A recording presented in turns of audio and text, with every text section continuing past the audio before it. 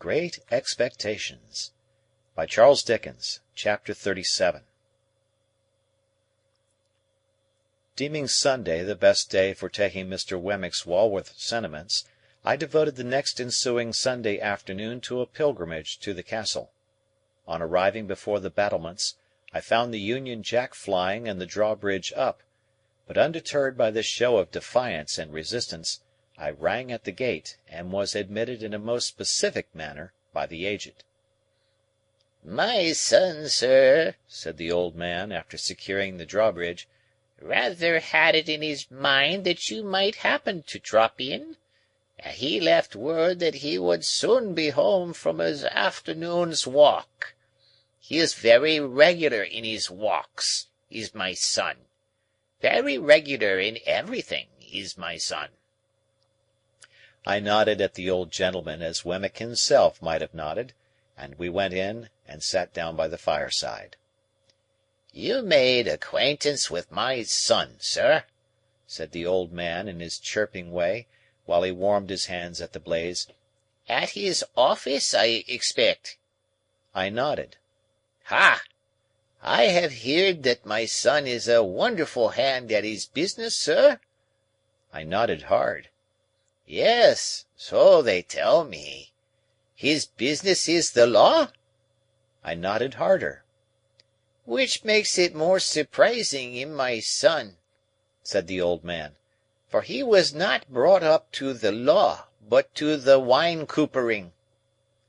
Curious to know how the old gentleman stood informed concerning the reputation of Mr. Jaggers, I roared that name at him. He threw me into the greatest confusion by laughing heartily and replying in a very sprightly manner, "No, to be sure, you're right." And to this hour I have not the faintest notion what he meant, or what joke he thought I had made. As I could not sit there nodding at him perpetually, without making some other attempt to interest him, I shouted an inquiry whether his own calling in life had been the wine coopering. By dint of straining that term out of myself several times, and tapping the old gentleman on the chest to associate it with him, I at last succeeded in making my meaning understood. "No," said the old gentleman. "The warehousing, the warehousing. First, over yonder." He appeared to mean up the chimney, but I believe he intended to refer me to Liverpool. "And then in the city of London here. However, having an infirmity, for I am hard of hearing, sir." I expressed in pantomime the greatest astonishment. "Yes, hard of hearing. Having that infirmity coming upon me, my son he went into the law, and he took charge of me, and he by little and little made out this elegant and beautiful property. But returning to what you said, you know," pursued the old man, again laughing heartily, "what I say is, no, to be sure, you're right." I was modestly wondering whether my utmost ingenuity would have enabled me to say anything that would have amused him half as much as this imaginary pleasantry, when I was startled by a sudden click in the wall on one side of the chimney, and the ghostly tumbling open of a little wooden flap with "John" upon it. The old man, following my eyes, cried with great triumph, "My son's come home!" and we both went out to the drawbridge. It was worth any money to see Wemmick waving a salute to me from the other side of the moat, when we might have shaken hands across it with the greatest ease. The Aged was so delighted to work the drawbridge, that I made no offer to assist him, but stood quiet until Wemmick had come across, and had presented me to Miss Skiffins, a lady by whom he was acquainted. Miss Skiffins was of a wooden appearance, and was, like her escort, in the post-office branch of the service. She might have been some 2 or 3 years younger than Wemmick, and I judged her to stand possessed of portable property. The cut of her dress from the waist upward, both before and behind, made her figure very like a boy's kite, and I might have pronounced her gown a little too decidedly orange, and her gloves a little too intensely green. but she seemed to be a good sort of fellow, and showed a high regard for the aged. I was not long in discovering that she was a frequent visitor at the castle, for, on our going in, and my complimenting Wemmick on his ingenious contrivance for announcing himself to the aged, he begged me to give my attention for a moment to the other side of the chimney, and disappeared. Presently another click came, and another little door tumbled open with Miss Skiffins on it. Then Miss Skiffins shut up, and John tumbled open. Then Miss Skiffins and John both tumbled open together, and finally shut up together. On Wemmick's return from working these mechanical appliances, I expressed the great admiration with which I regarded them, and he said, "Well, you know, they're both pleasant and useful to the aged. And by George, sir, it's a thing worth mentioning, that of all the people who come to this gate, the secret of those pools is only known to the aged, Miss Skiffins, and me." "And Mr. Wemmick made them," added Miss Skiffins, "with his own hands, out of his own head."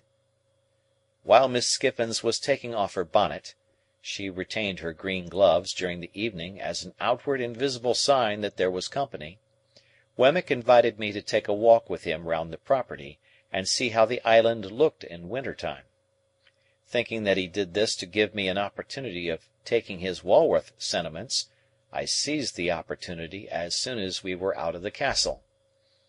Having thought of the matter with care, I approached my subject as if I had never hinted at it before. I informed Wemmick that I was anxious in behalf of Herbert Pocket, and I told him how we had first met, and how we had fought. I glanced at Herbert's home, and at his character, and at his having no means but such as he was dependent on his father for, those uncertain and unpunctual. I alluded to the advantages I had derived in my first rawness and ignorance from his society, and I confessed that I feared I had but ill repaid them, and that he might have done better without me and my expectations.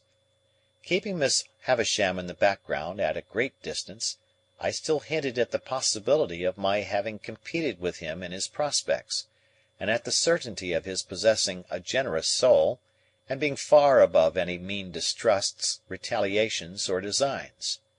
For all these reasons, I told Wemmick, and because he was my young companion and friend, and I had a great affection for him, I wished my own good fortune to reflect some rays upon him, and therefore I sought advice from Wemmick's experience and knowledge of men and affairs, how I could best try with my resources to help Herbert to some present income, say of 100 a year, to keep him in good hope and heart, and gradually to buy him on to some small partnership. I begged Wemmick, in conclusion, to understand that my help must always be rendered without Herbert's knowledge or suspicion, and that there was no one else in the world with whom I could advise. I wound up by laying my hand upon his shoulder and saying, "I can't help confiding in you, though I know it must be troublesome to you, but that is your fault in having ever brought me here." Wemmick was silent for a little while, and then said with a kind of start, "Well, you know, Mr. Pip, I must tell you one thing. This is devilish good of you." "Say you'll help me to be good, then," said I. "Ecod," replied Wemmick, shaking his head, "that's not my trade." "Nor is this your trading place," said I. "You are right," he returned. "You hit the nail on the head. Mr. Pip, I'll put on my considering cap, and I think all you want to do may be done by degrees. Skiffins, that's her brother, he is an accountant and agent. I'll look him up and go to work for you." "I thank you 10,000 times." "On the contrary," said he, "I thank you, for though we are strictly in our private and personal capacity, still it may be mentioned that there are Newgate cobwebs about, and it brushes them away." After a little further conversation to the same effect, we returned into the castle, where we found Miss Skiffins preparing tea. The responsible duty of making the toast was delegated to the aged, and that excellent old gentleman was so intent upon it that he seemed to me in some danger of melting his eyes. It was no nominal meal that we were going to make, but a vigorous reality. The Aged prepared such a haystack of buttered toast that I could scarcely see him over it as it simmered on an iron stand hooked on to the top bar, while Miss Skiffins brewed such a jorum of tea that the pig in the back premises became strongly excited and repeatedly expressed his desires to participate in the entertainment.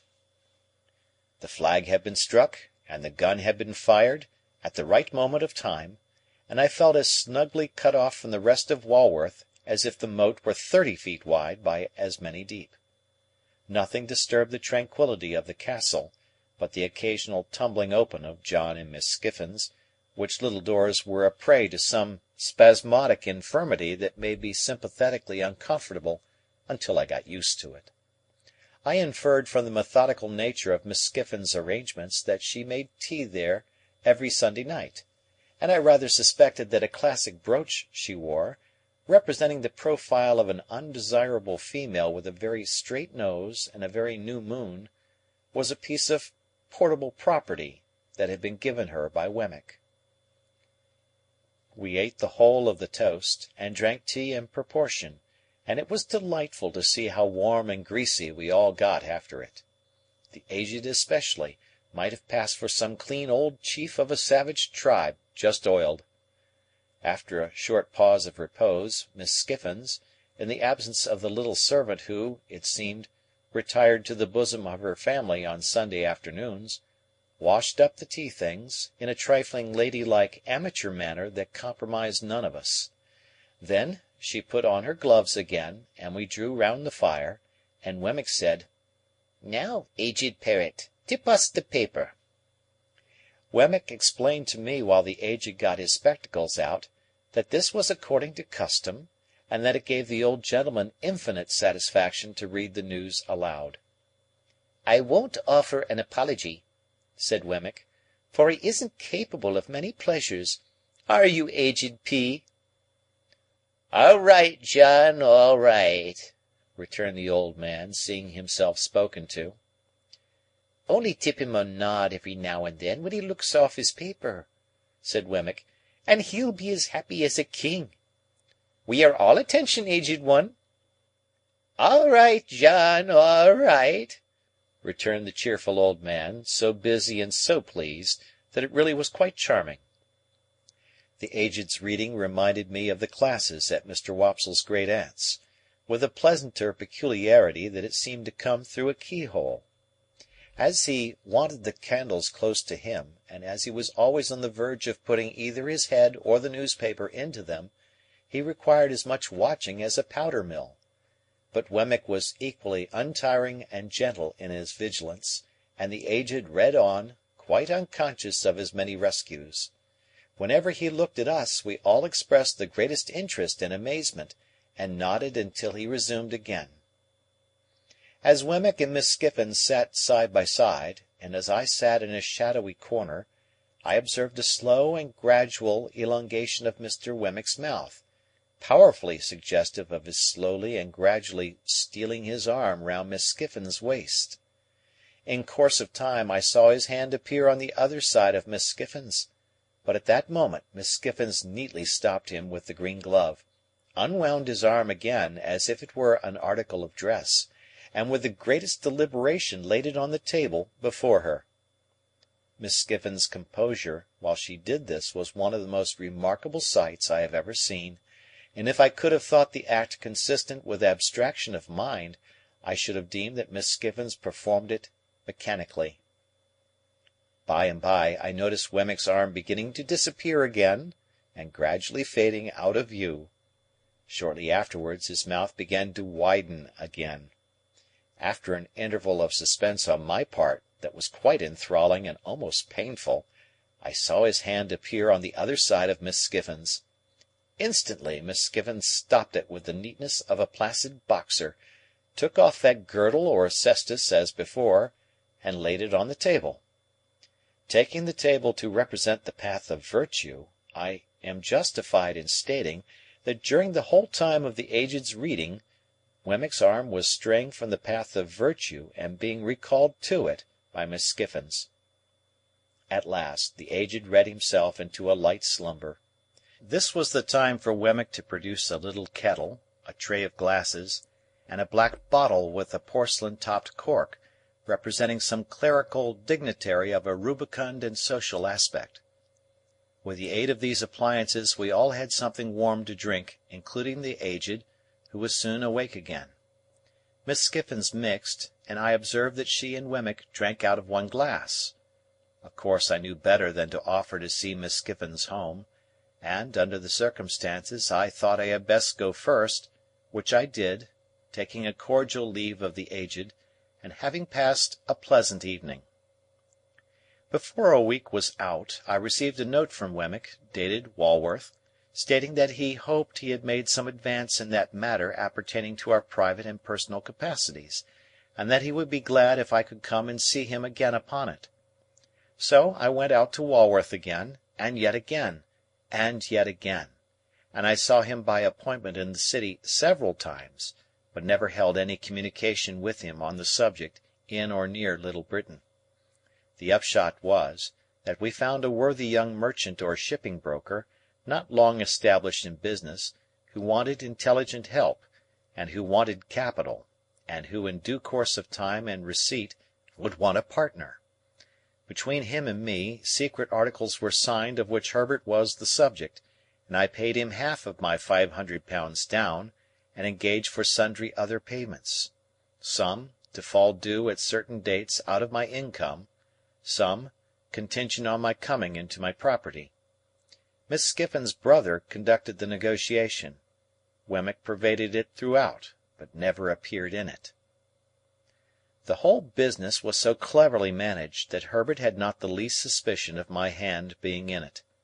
I shall never forget the radiant face with which he came home one afternoon, and told me, as a mighty piece of news, of his having fallen in with one Clarriker, the young merchant's name, and of Clarriker's having shown an extraordinary inclination towards him, and of his belief that the opening had come at last. Day by day, as his hopes grew stronger and his face brighter, he must have thought me a more and more affectionate friend, for I had the greatest difficulty in restraining my tears of triumph when I saw him so happy. At length, the thing being done, and he having that day entered Clarriker's house, and he having talked to me for a whole evening in a flush of pleasure and success, I did really cry in good earnest when I went to bed, to think that my expectations had done some good to somebody. A great event in my life, the turning point of my life, now opens on my view. But, before I proceed to narrate it, and before I pass on to all the changes it involved, I must give one chapter to Estella. It is not much to give to the theme that so long filled my heart. End of chapter.